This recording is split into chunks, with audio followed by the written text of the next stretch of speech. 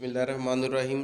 Dear students, इस video में हम आपको बताएंगे कि पीएमसी की तरफ से जो स्कॉलरशिप अनाउंस कर दी गई है वो उसकी आखिरी तारीख क्या है, उसमें अप्लाई कैसे करना है और अप्लाई करने के बाद आपको कितनी स्कॉलरशिप मिलेगी।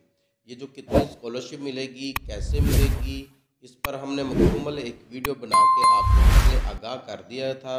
अब उस हवाले से आप अगर कोई इंफॉर्मेशन चाहते हैं तो हमारी पहली वीडियो देखें, उसमें सारी डिटेल आपको मिल जाएगी। आपको कैसे मिलेगी, कितनी मिलेगी। तो इसके बाद डियर स्टूडेंट्स, आप देखें इसके जो पीएमसी की तरफ से स्कॉलरशिप अनाउंस की गई है उसकी 4 दिसंबर 2021 आखिरी तारीख है। 4 दिसंबर तक आप इसमें अप्लाई कर सकते हैं और जब ये आपको स्कॉलरशिप मिलेगी तो वो आपको नहीं दी जाएगी, आपकी फ़ीस मुतलका कॉलेज में अदा कर दी जाएगी। फ़र्ज़ करें आपका पब्लिक सेक्टर में होता है तो आपकी पब्लिक सेक्टर की जितनी भी फ़ीस होगी वो पीएमसी अदा करेगी। लेकिन अगर आपका प्राइवेट कॉलेज में एडमिशन है तो प्राइवेट कॉलेज वाले जितनी फ़ीस होगी वो आपके सारे डॉक्यूमेंट जो होंगे वो आप मुतलका अदारा जो मुतलका आपका कॉलेज होगा या यूनिवर्सिटी होगी मेडिकल की, वो पीएमसी को आपके सारे कागजात जो होंगे वो फारवर्ड करेगी और पीएमसी उनको फिर फ़ीस अदा कर देगी। ये ऐसा नहीं होगा कि फ़ीस जो होगी वो आपको दी जाएगी और आप पे करेंगे। डियर स्टूडेंट्स, ये जो फ़ीस आपको दी जाएगी यानी कि स्कॉलरशिप मिलेगी वो किस मद में मिलेगी, वो पैसे पीएमसी कहाँ से लाती है और आपको कितनी मिलेगी, क्या फुल फंडेड होगा या थोड़े बहुत आपको स्कॉलरशिप मिलेगी, आधी मिलेगी या पूरी फ़ीस की मिलेगी। 10-12 लाख अगर आपकी पे है आपकी फ़ीस है साल की, तो क्या 10-12 लाख आपको सारा दे दिया जाएगा या आधा दे दिया जाएगा।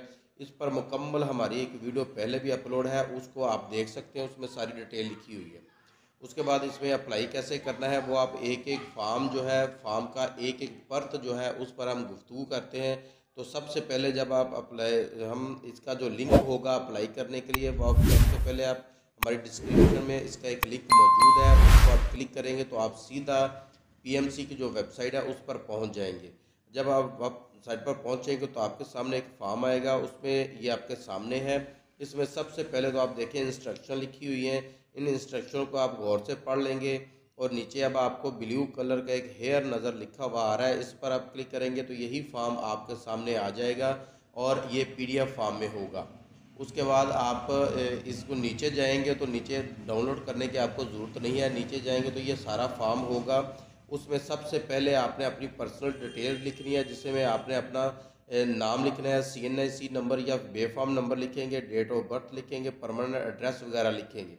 ये सारी आपकी डिटेल यहाँ पे लिखी जाएगी और उसके बाद जो अगला पेज आएगा उस पर भी आपके इसी सारी चीज़ें लिखेंगे, आपकी शादी हुई है या नहीं हुई है, मैरिड है, अनमैरिड है, और जो चीज़ें इसमें अपने पिक्चर वगैरह, अपना ईमेल आईडी वगैरह, अपनी जो पर्सनल डिटेल है वो देंगे।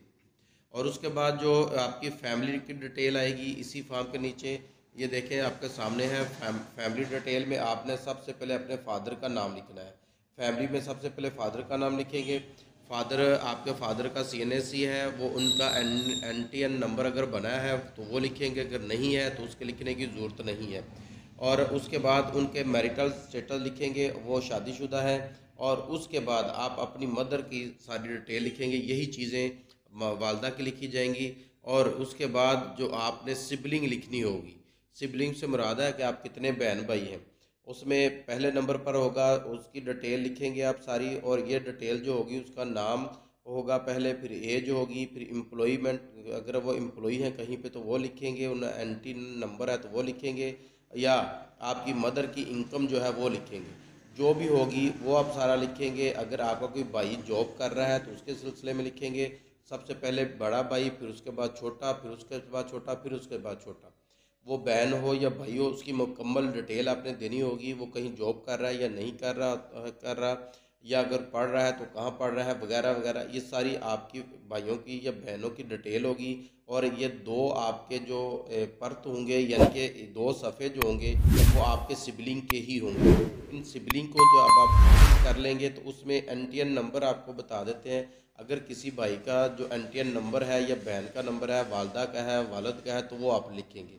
अगर NTN नंबर नहीं है, यानी NTN नंबर होता है टैक्स जो आपका अदा करते हैं, अगर वो लिखा हुआ है तो वो लिखेंगे, और अगर नहीं किसी का है तो उसको लिखने की कोई ज़रूरत नहीं है। सिबलिंग से फिर आप देखें इंडिपेंडेंट वर्क, हर एक भाई का जो है अलग है तो उसका लिखेंगे, इकट्ठे हैं तो उसका लिखेंगे। फिर उसमें आप अपनी मदर की जो डिटेल है सारी वो लिखेंगे, जिस तरह आपने अपने वालिद की डिटेल लिखी है वो सारा लिखेंगे। और वालिद वालदा के अलावा अगर नहीं है तो उसके बाद आपका जो गार्डियन है उसका आप लिखेंगे, नाम, ID card number, NTN number, जैसे मदर और फादर का लिखा है सेम उसी तरह। फिर जो गार्डियन अगर बड़ा भाई है या चाचा है या कोई और है तो वो उसकी मैरिटल स्टेटस क्या है, क्या वो सिंगल है या शादीशुदा है, वो सारा लिखेंगे जिस तरह आपने अपने वालिद या मदर का लिखा है। फिर उनके सिबलिंग डिटेल क्या लिखेंगे, उनके बच्चे कितने हैं वो सारा लिखेंगे। फिर उसके बाद आपने अगर आपके फादर हैं, मदर हैं या कोई भी है तो उनका जो बैंक है, अकाउंट है वो कौन सा है। अगर किसी बैंक में अकाउंट है तो उस बैंक का नाम लिखेंगे, उसका सारा एम्प्लॉय कहाँ पे है वो लिखेंगे, और बैंक का जो कोड होगा या नाम होगा या जो उसका एड्रेस होगा वो सारी मुकम्मल उसमें लिखेंगे आप। ये सारा कुछ आपसे इसलिए पूछा जा रहा है ताकि तफ्तीश हो सके कि आपको क्या इस चीज़ की ज़रूरत है या नहीं है। फिर अगर आपकी इनकम कहाँ से, उसका सबूत आपने देना है, वो लिखेंगे कि आपका एग्रीकल्चर की है या जॉब है या कोई और कर रहे हैं, कोई भी बिज़नेस है आपका वो। ये देखें, इतनी बारीकी से सारी चीज़ें पूछने का मतलब ये है कि आप वो सारा कुछ आपका देखें, फिर देखें कि आया कि इस बच्चे को इसकी चीज़ की ज़रूरत है या नहीं है। और अगर उन्हें लगा कि आपको वाकई इस चीज़ की ज़रूरत है तो फिर आपको देंगे, लेकिन अगर आप उन्हें लगा कि ये सारा कुछ इन्हें, ये ऑलरेडी इनके पास भी काफ़ी कुछ है तो फिर आपको नहीं देंगे। इसके बाद ये देखें, ये मदर की है, मदर की आपने सारी डिटेल लिखनी है, उनका जो अकाउंट है अगर तो कहाँ है, अगर नहीं है तो फिर भी आप इसको खाली छोड़ सकते हैं। जो चीज़ें आपकी हैं वो लिखेंगे, जो नहीं है उनको आप सिर्फ खाली छोड़ देंगे और कोई भी चीज़ उसमें आपको मेंशन नहीं करनी होगी। तो डियर स्टूडेंट, इस तरह डिटेल लिखने से पहले कुछ बातें ये देख लीजिएगा। अगर तो आपके पास बहुत ज़्यादा इनकम है तो अप्लाई ना करें, लेकिन अगर कम है तो इसमें थोड़ी चीज़ें आप वैसे भी कम लिख देंगे तो वो चल जाती हैं।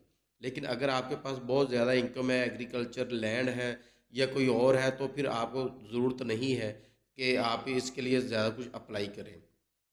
और ये जो अपने मदर ये है या आपके वालिद हैं तो उनका फिल करेंगे, अगर वो हयात नहीं है तो फिर गार्डियन का करेंगे, और तीनों का अगर आपने करना है, वालिद वालदा हैं तो फिर भी करेंगे। और सब इन सब की डिटेल मुकम्मल है, नाम, पता, आईडी कार्ड, उनका काम क्या है, उनके बच्चे कितने हैं, और अगर उनका किसी बैंक में अकाउंट है तो कितने बैंकों में अकाउंट है, सब बैंकों के नाम लिखेंगे। उनकी अर्निंग है तो अर्निंग किस तरह की है, और माहाना या सालाना प्रॉफिट क्या होती है, ये सारी चीज़ें लिखेंगे।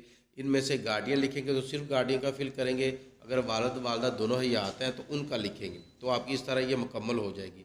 और फिर उसके बाद आप सेल्फ एम्प्लॉई हैं या क्या करते हैं, जो डिटेल जितनी बनती है वो सारी लिख देंगे। डियर स्टूडेंट, उसके बाद टोटल फैमिली की इनकम का पेज आएगा आपके पास, जो कि इनकम डिटेल है नंबर 4 पे। आपकी फैमिली में कितने लोग हैं जो कमाते हैं, भाई है, बहन है, सारे हैं, और सैलरी मिला के टोटल कितनी बन जाती है वो सैलरी आप लिखेंगे। अगर इनमें से कोई पेंशन आ रही है तो पेंशन लिखेंगे, अगर किसी का कोई बिज़नेस है तो वो बिज़नेस लिखेंगे, अगर इनमें से आप कोई है कोई जो प्रॉफिट आ रही है, उससे इन्वेस्टमेंट की है वहाँ से कोई प्रॉफिट आ रही है तो वो लिखेंगे। और इसके बाद इनका भी आपने सिबलिंग में से जिसकी भी आपने लेनी है, उनका बैंक में अगर अकाउंट है तो वो बैंक अकाउंट लिखेंगे, किस बैंक में है, एक में, दो में, जितने बैंकों में है उनकी मुकम्मल आप डिटेल लिखेंगे। अब जब उनकी डिटेल लिखेंगे तो ये डिटेल वैसे ही होगी जैसे वालिद और वालदा की आपने पहले सारी डिटेल फिल की है, ये इनकी डिटेल सेम उसी तरह होगी। तो अब आखिर में जाके सिर्फ एक पेज आएगा जिसमें आपने जितने भी डॉक्यूमेंट हैं जो अटैच करने हैं वो होंगे। इनकी मुकम्मल डिटेल जो होगी वो ये है, कौन कौन से डॉक्यूमेंट अटैच करने हैं।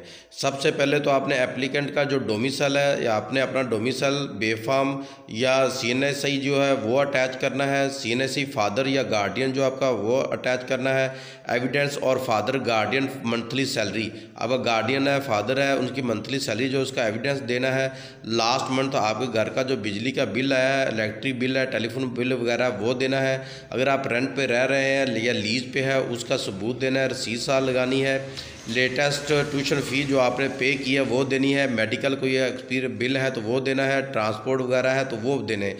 ये सारे बिल हैं जो आपके सामने, ये आपने साथ अटैच करने होंगे। और उसके बाद आपने अपना जो है वो लिखना है कि आपकी एजुकेशन डिटेल क्या है। एजुकेशन डिटेल में सबसे पहले मैट्रिक है आपका, स्कूल या कॉलेज जहाँ से भी आपने किया होगा, ओ लेवल है या मैट्रिकुलेशन है यानी कि मैट्रिक है या ओ लेवल है, वो आपने देना है। स्कूल है, फिर स्कूल का एड्रेस है, और इसमें मंथली फ़ीस जो आप देते थे वो कौन सी है, और फिर जो फाइनल रिज़ल्ट आपका निकला वो क्या है। इसी तरह फिर एफएससी है, एफएससी का आपने कहाँ से किया, एफएससी आपका उस कॉलेज या स्कूल का जो जहाँ एड्रेस क्या था, और उसके बाद आपने इसको सबमिट कर देना। जब सबमिट कर देंगे तो आपकी एप्लीकेशन जो है वो पहुंच चुकी होगी। फिर पीएमसी जब से ही मुनासिब लगा आपको इसका इन्फॉर्म करेगी, और अपना मुतल्लिका कॉलेज में फिर आप उन्हें बताएंगे तो फिर वो अपने सारे डॉक्यूमेंट आपके पीएमसी को भेज देगी, जिससे आपको ये स्कॉलरशिप मिल जाएगी।